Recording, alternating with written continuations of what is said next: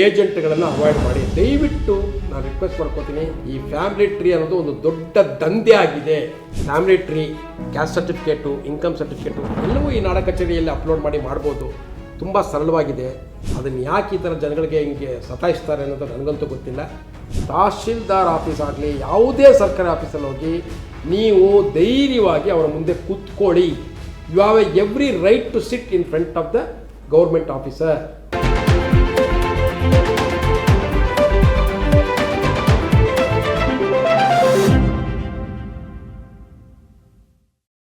ನಮಸ್ಕಾರ, ನನ್ನ ಹೆಸರು ಬಾಲು. ನಾವು ಕೆಲವು ಹಿಂದಿನ ವಿಡಿಯೋಗಳಲ್ಲಿ ಈ ಪ್ರಾಪರ್ಟಿಗೆ ಸಂಬಂಧಪಟ್ಟಂತೆ ಕೆಲವು ವಿಷಯಗಳು ಹೇಳ್ತಾ ಇದ್ದೆ.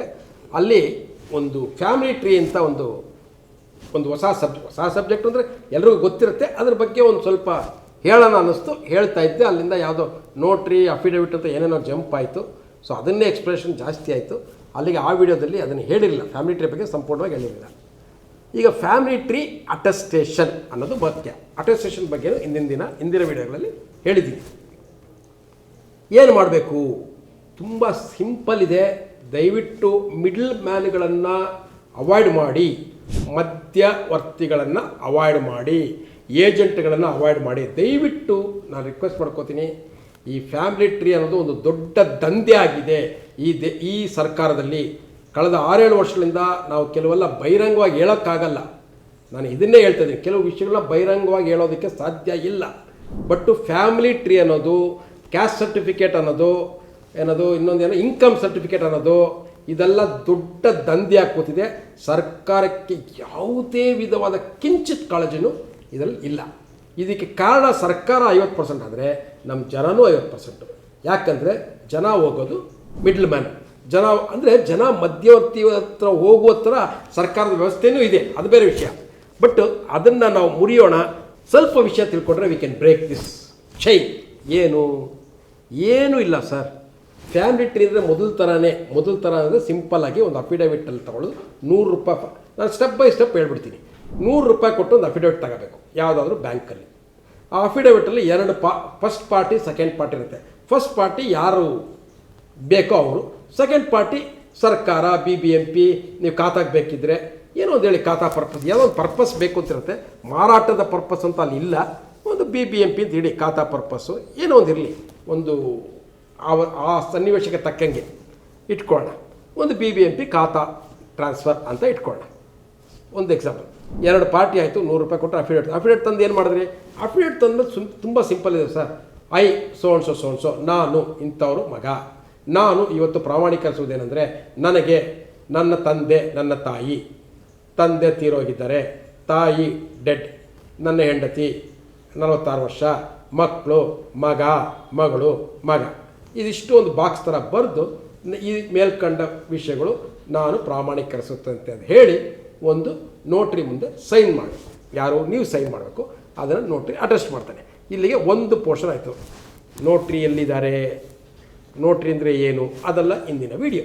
ನೋಟ್ರಿ ಎಲ್ಲಿರ್ತಾರೆ ಅಂದರೆ, ಸಾಮಾನ್ಯವಾಗಿ ನೀವು ಕೋರ್ಟ್ ಕಾಂಪ್ಲೆಕ್ಸಲ್ಲಿ ಇರ್ತಾರೆ, ಅಥವಾ ಒಂದು ಕಾಂಪ್ಲೆಕ್ಸ್ ಅಥವಾ ಒಂದು ಶಾಪಿಂಗ್ ಕಾಂಪ್ಲೆಕ್ಸ್ ಎಲ್ಲಾದರೂ ಒಂದು ಕಡೆ ಬೋರ್ಡ್ ಇರುತ್ತೆ, ತಗೋಬೇಕು. ಹತ್ತಿರದಲ್ಲಿ ಯಾರಾದ್ರು ನೋಟ್ರಿ ಅಂತ ಗೂಗಲ್ ಮಾಡಿದ್ರು ಗೊತ್ತಾಗುತ್ತೆ.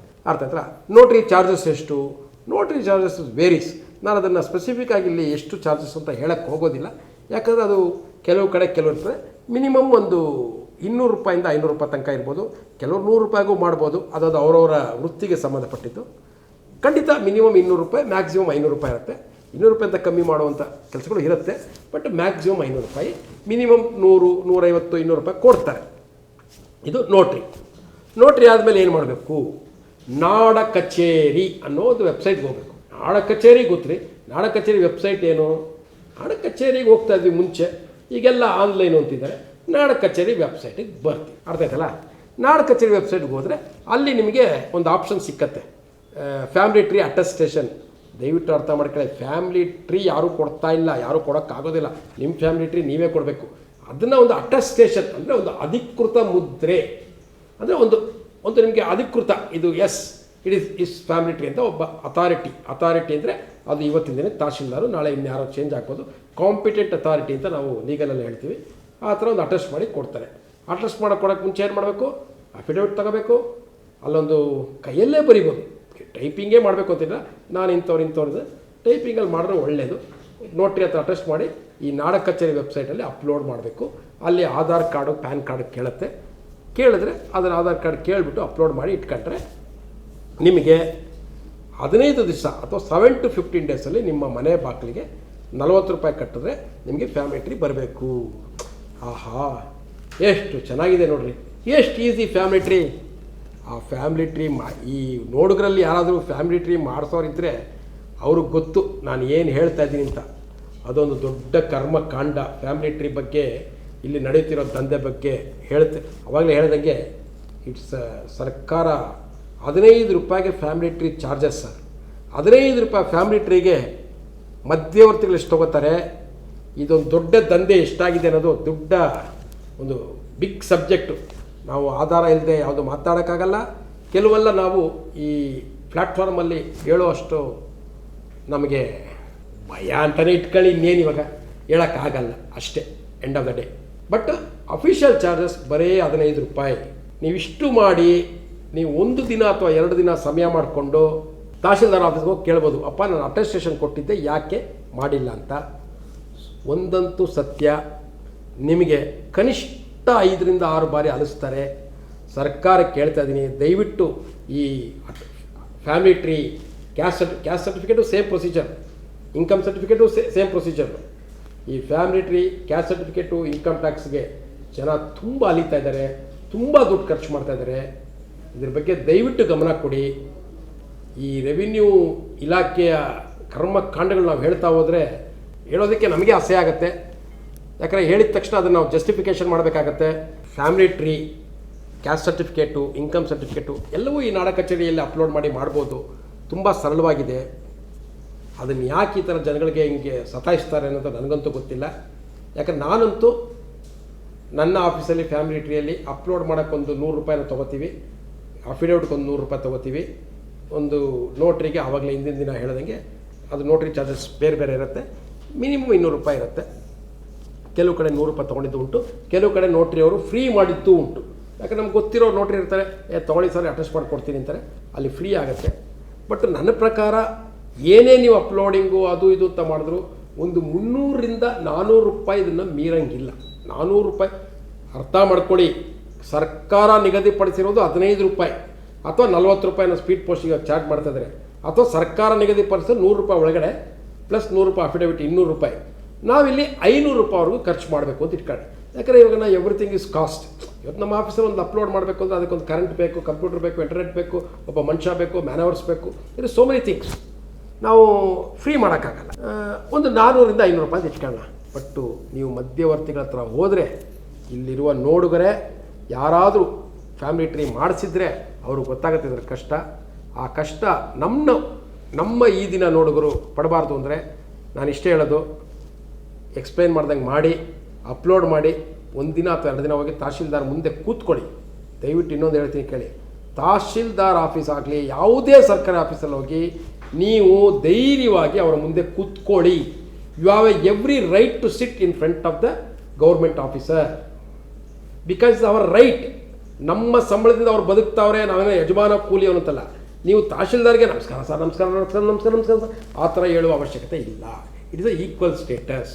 ಹೋಗಿ ಕೂತ್ಕೊಳ್ಳಿ, ಸ್ವಾಮಿ ಈ ಥರ ಅಕ್ನಾಲ್ಜ್ಮೆಂಟ್ ಇದೆ, ನಾನು ಅಪ್ಲೋಡ್ ಮಾಡಿದ್ದೀನಿ, 15 ದಿವಸ ಆಗಿದೆ, ಯಾಕೆ ಕೊಟ್ಟಿಲ್ಲ ಅಂತ ಕೇಳುವ ಹಕ್ಕಿದೆ ಈ ದೇಶದಲ್ಲಿ. ಕೇಳೋ ತನಕ ಈ ದೇಶ ಬಿಟ್ಬಿಡಿ, ದೇಶದ ಬಗ್ಗೆ ಮಾತಾಡೋಕ್ಕಾಗಲ್ಲ, ಈ ರಾಜ್ಯದಲ್ಲಿ ಅಟ್ಲೀಸ್ಟ್ ಕೇಳೋ ಹಕ್ಕಂತೂ ಇದೆ.